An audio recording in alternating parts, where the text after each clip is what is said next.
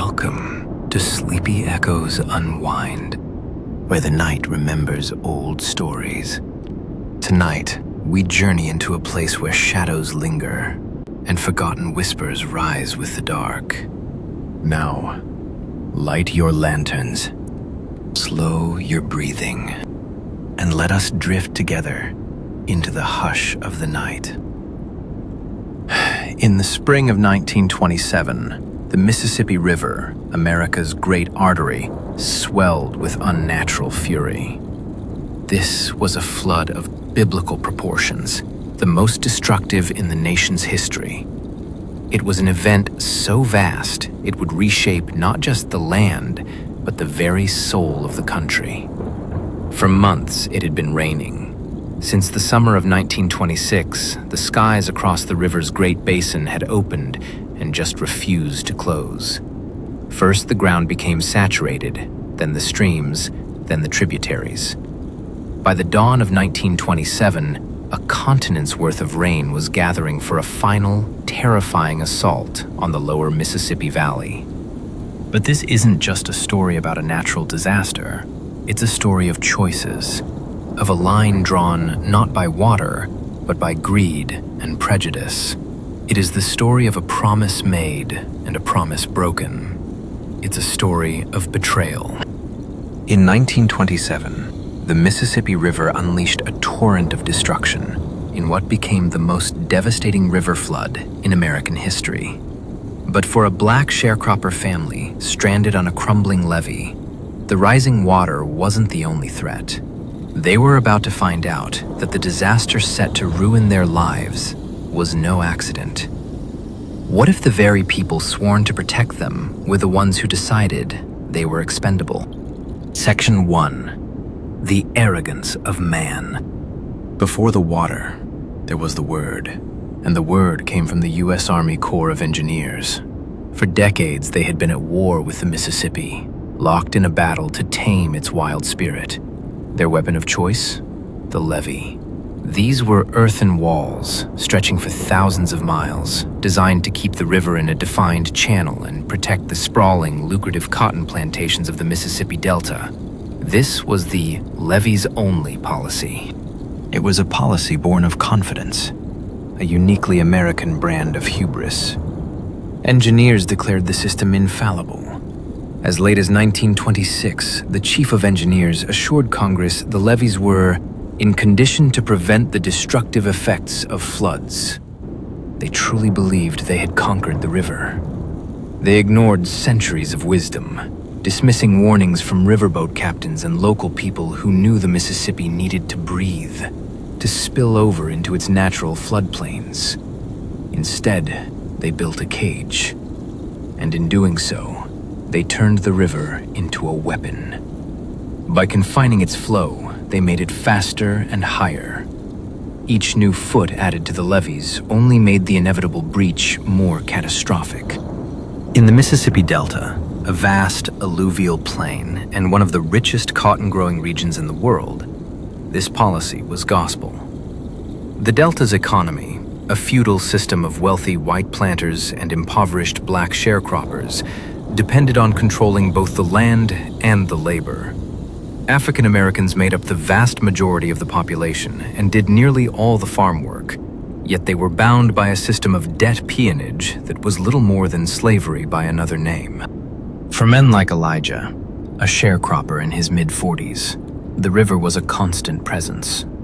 He, his wife Ruth, and their 4 children, Isaiah, Lila, and the twins, Samuel and Esther, lived their lives by its rhythms. They worked a small plot of land owned by a planter, their lives dictated by the cotton seasons and the suffocating rules of Jim Crow. Their world was one of endless work for a share of a crop that never seemed to lift them out of debt. As the fall of 1926 bled into winter, the rain became relentless. It wasn't one dramatic storm, but a persistent, gloomy weeping from the heavens that turned the rich delta soil into a thick, viscous mud. On Christmas, the Cumberland River crested at a near-record 56 feet. By January, the Mississippi at Cairo, Illinois had passed flood stage, and and it just kept rising. A sense of dread began to seep into the delta, as tangible as the dampness in the air. The old-timers looked at the river, at the muddy, swirling water inching higher up the levees, and they knew the cage wasn't strong enough. By March, the situation was desperate. The river was a monstrous, churning beast, carrying the runoff of a nation. Levee patrols were established. In the delta, this meant one thing. Black men were rounded up, often at gunpoint, and forced to work. They stacked 60-pound sandbags on the groaning levees for pennies, or, more often, for nothing at all. Elijah and his 18-year-old son Isaiah joined the lines of men, their bodies aching, their hands raw, their minds filled with a quiet terror.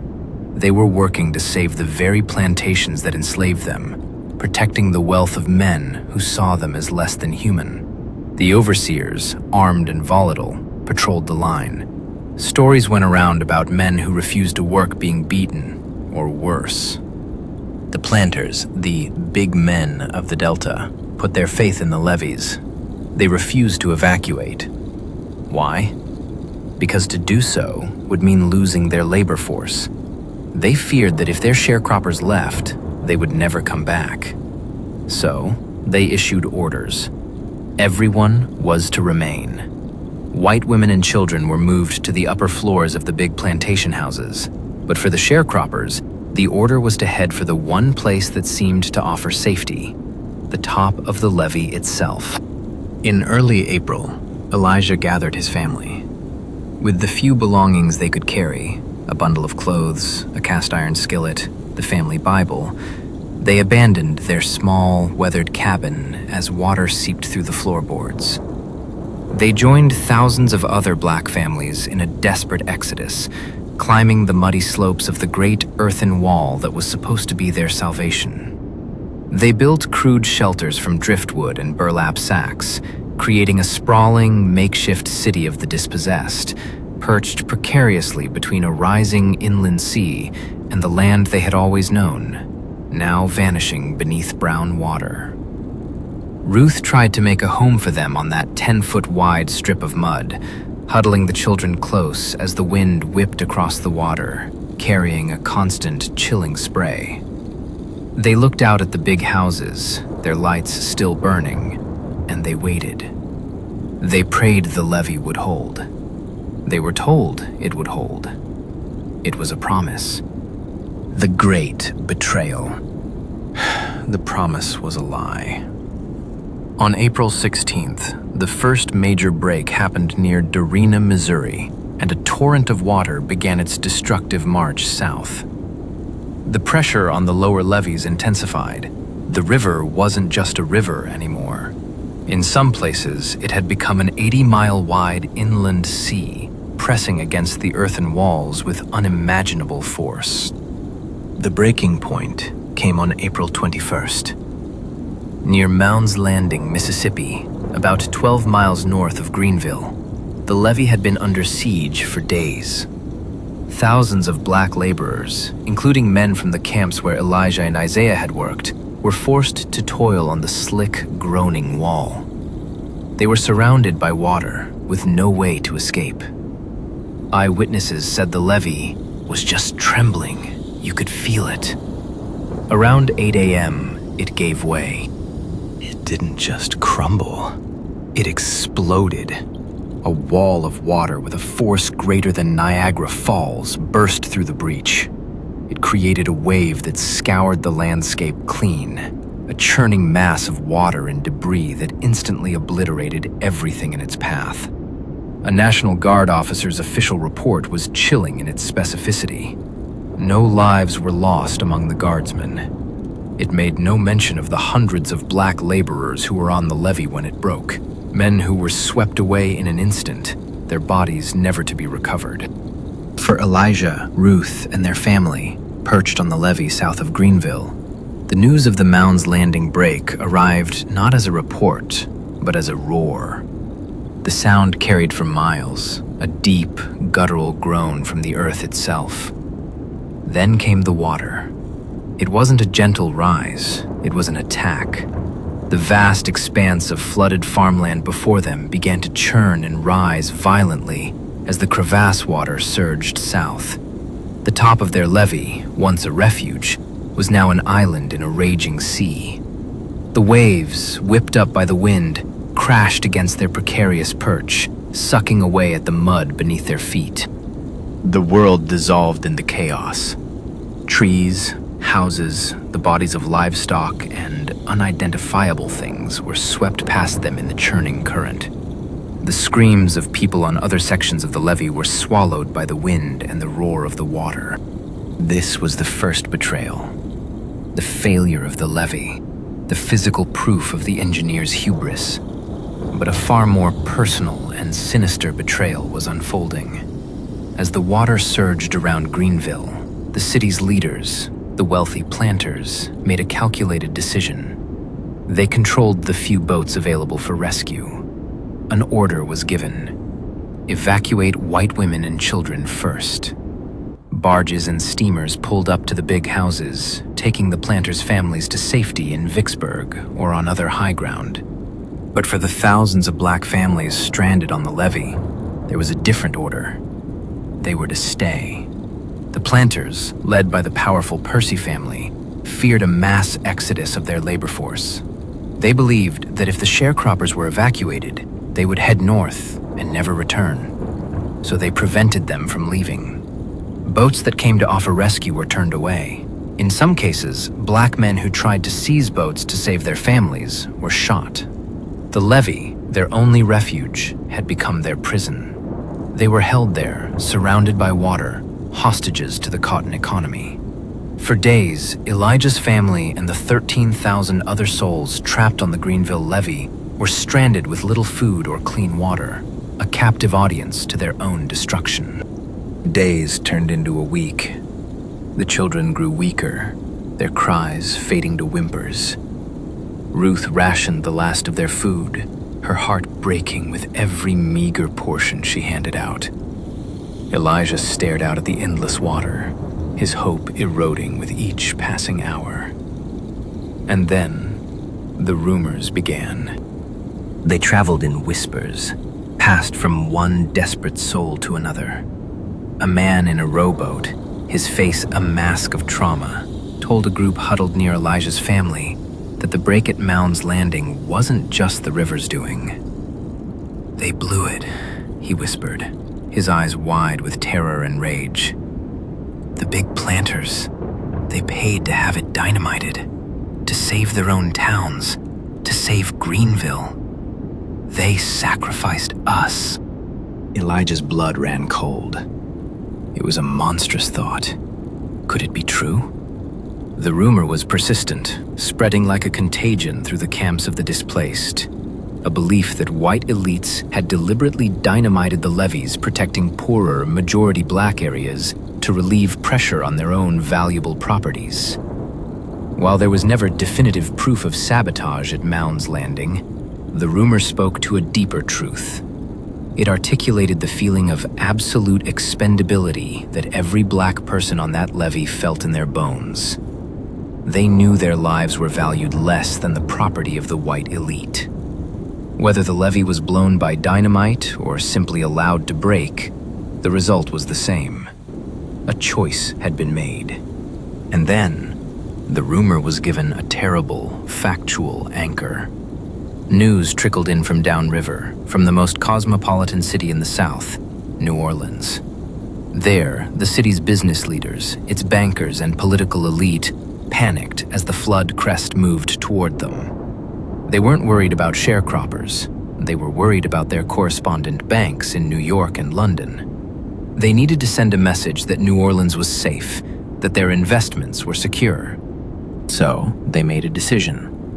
On April 29th, with the full backing of the state, they used about 30 tons of dynamite to blow a hole in the levee at Caernarvon, just south of the city. They deliberately flooded the poorer, less populated parishes of St. Bernard and Plaquemines to save the commercial heart of New Orleans. It was a cold, calculated act of sacrifice. An entire community was inundated to protect the wealth of another. As it turned out, The dynamiting was completely unnecessary. Levees further upriver had already broken, which would have naturally lowered the crest before it reached the city. The sacrifice was for nothing. But it was proof.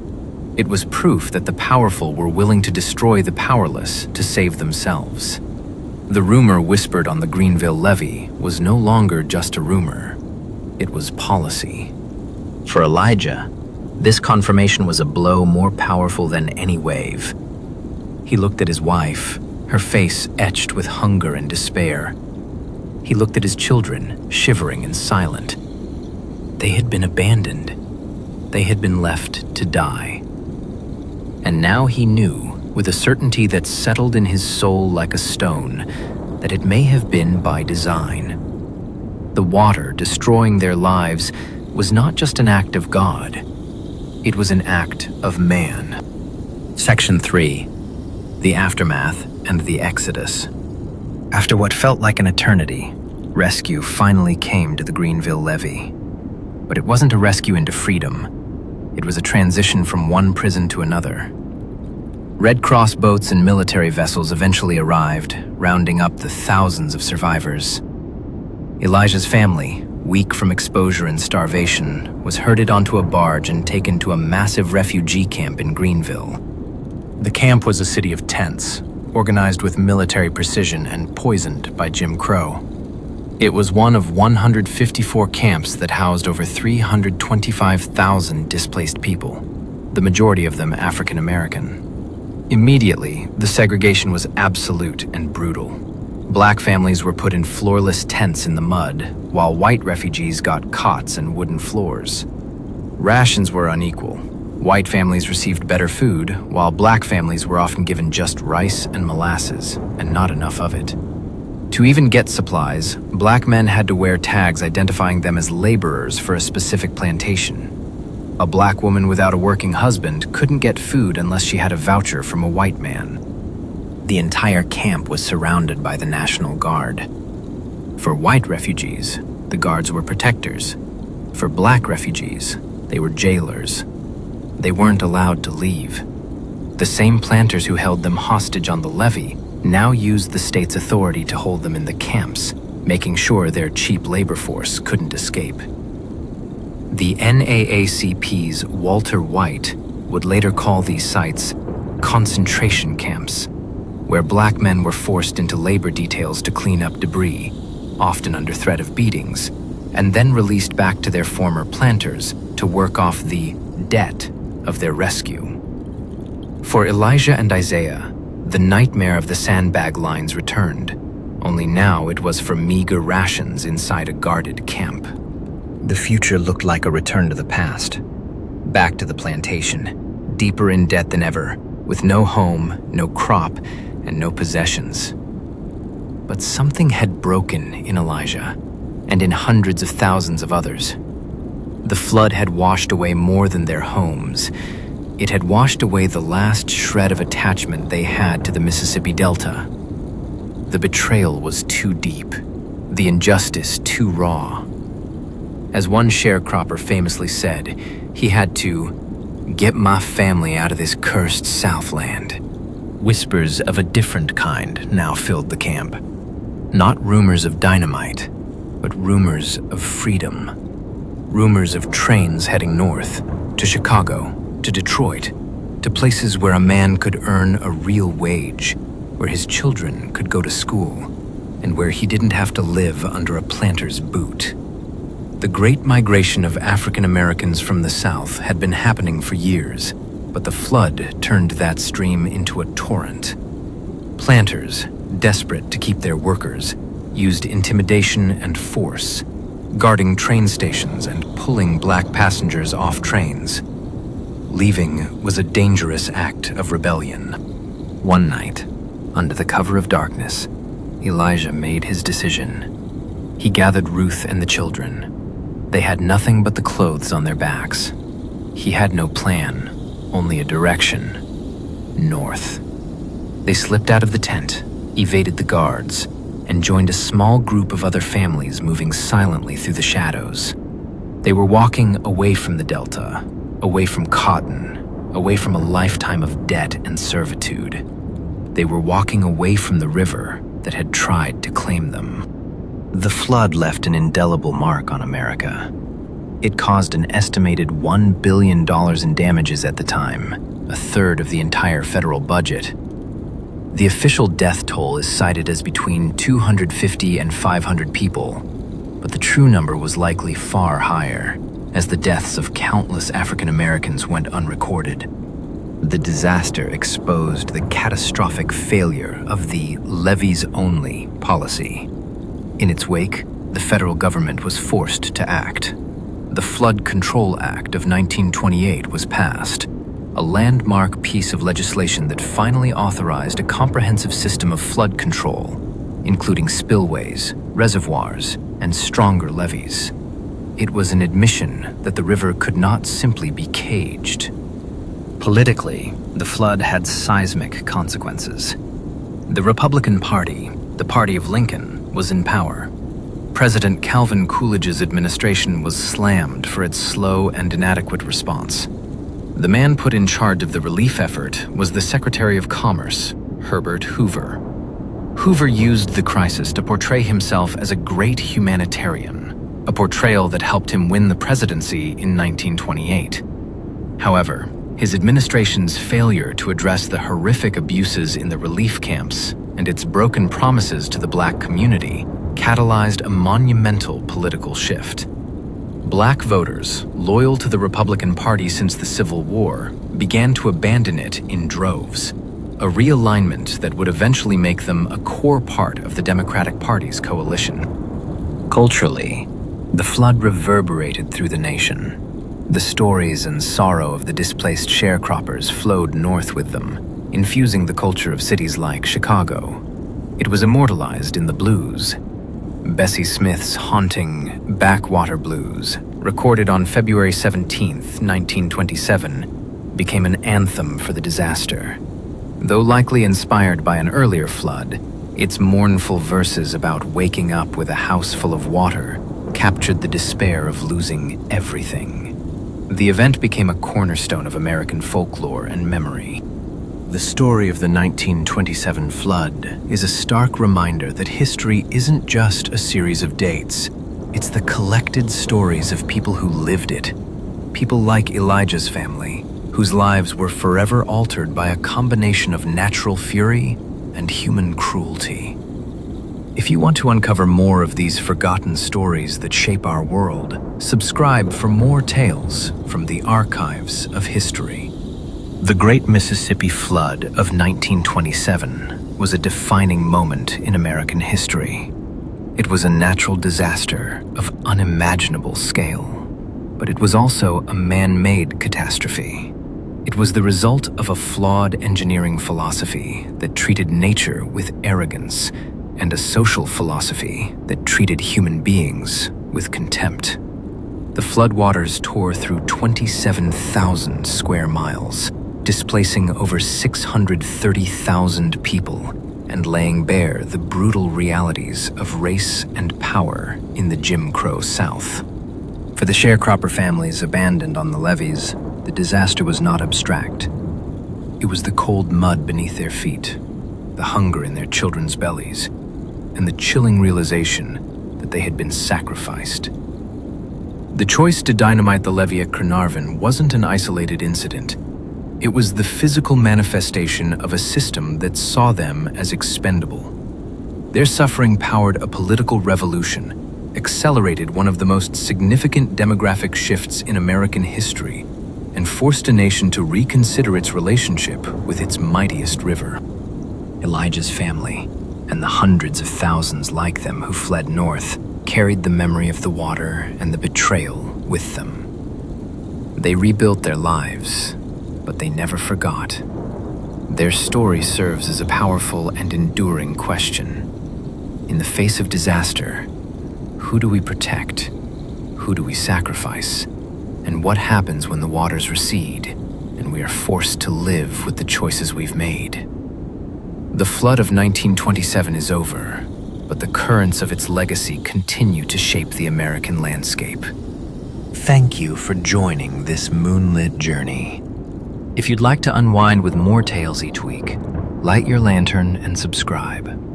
For now, blow out your lantern. We shall meet again.